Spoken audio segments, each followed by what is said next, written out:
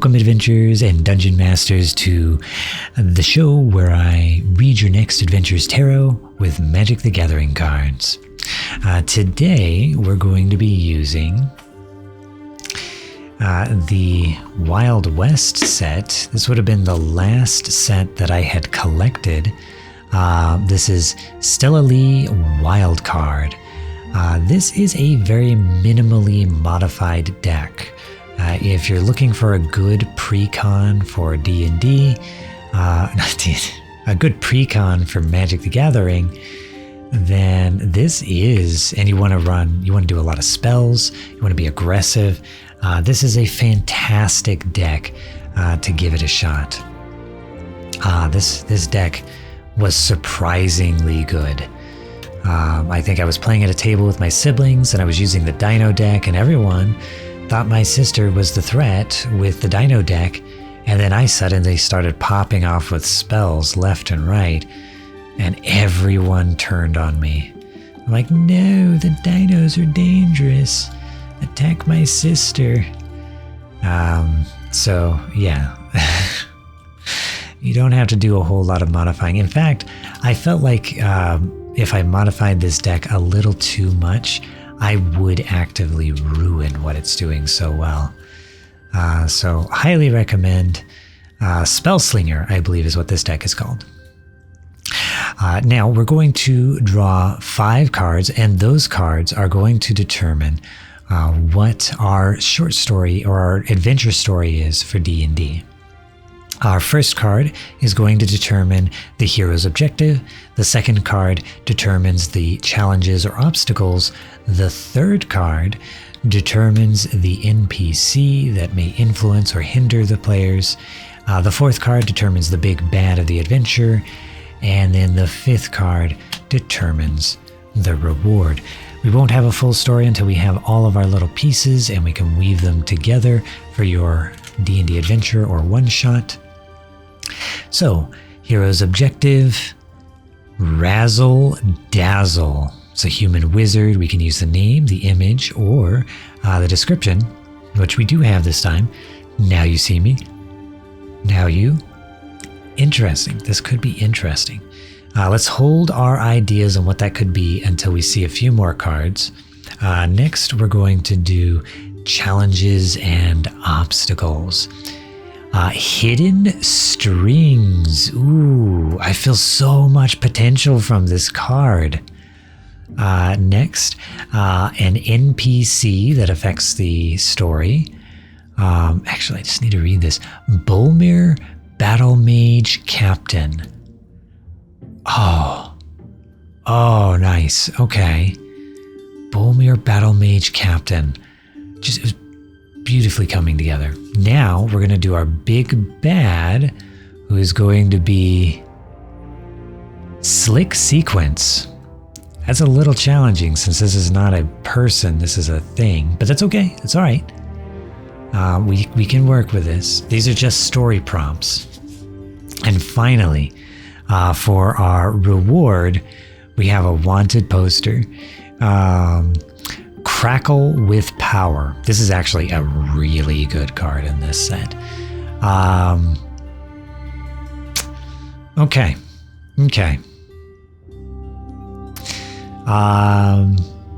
I think I have our adventure.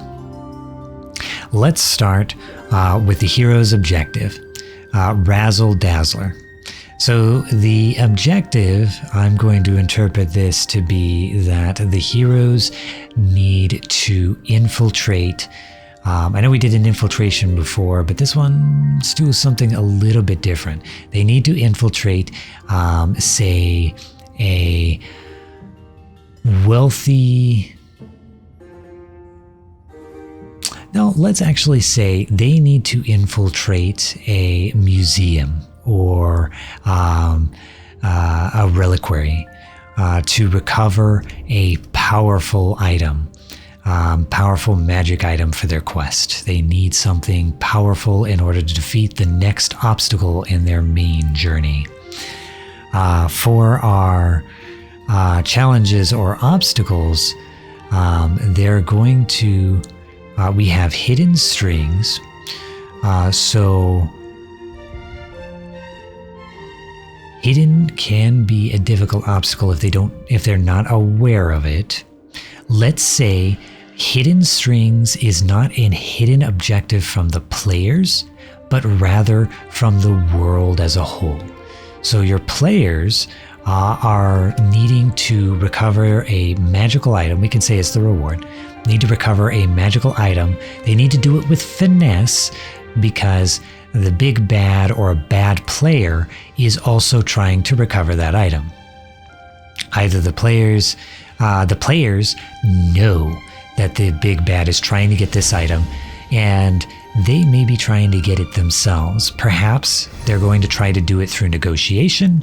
Perhaps they're going to try to do it through performance, like a bard, for example, is going to entertain while your other players perform a heist.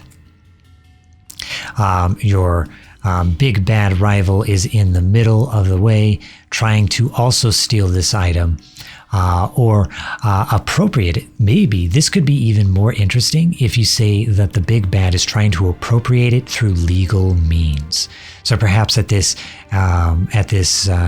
museum, they're having an auction for this item, and the big bad is going to is trying to purchase it or obtain it for their nefarious means, and your heroes know that, and they have to stop them. Balmor Battle Mage Captain. I believe, I forget what the species is that has wings and bird for a head in D&D. But that's what this should be. That's what this NPC should be. Just we'll go with the heart of the cards here. And the character I think should be a paladin.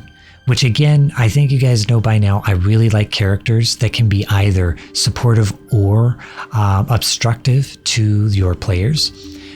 This character should be a paladin who is trying to do the right thing. And that can be interpreted as them trying to guard the relic and stop the heroes.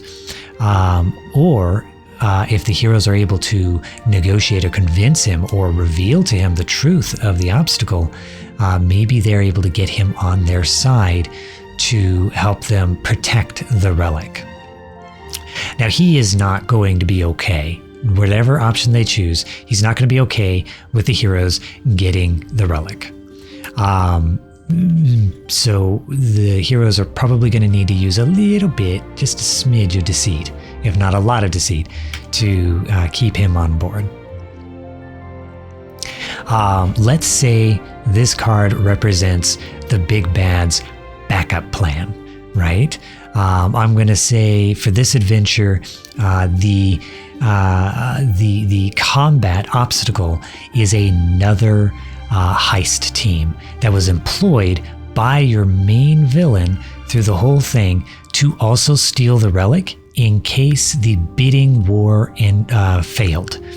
And this particular team, I do recommend a team of as many adventures, as many NPCs as there are adventures, should all have unique abilities, interesting things that make them fun in combat, and a unique quirk to make them engaging and fun, and maybe even make your players hesitant to kill them. But their objective should always be greed and the treasure. So these should not be characters that can be easily influenced. This character can be influenced by your players. These characters should not be influenced by your characters. Their objective should override your players' negotiation. Unless your players are clever and decide to negotiate, say that they're going to work with them as a team, reward that kind of creativity. But ultimately, these guys are here to stand in the way of your adventures. And then finally, we have the reward. And I do recommend the reward being a magic spell, like a spell scroll that allows you a lot of damage, very powerful. It needs to be powerful enough for the big bad to want that spell and to use it. But I also recommend maybe make it something unique or interesting. Maybe maybe something like a one-time wonder.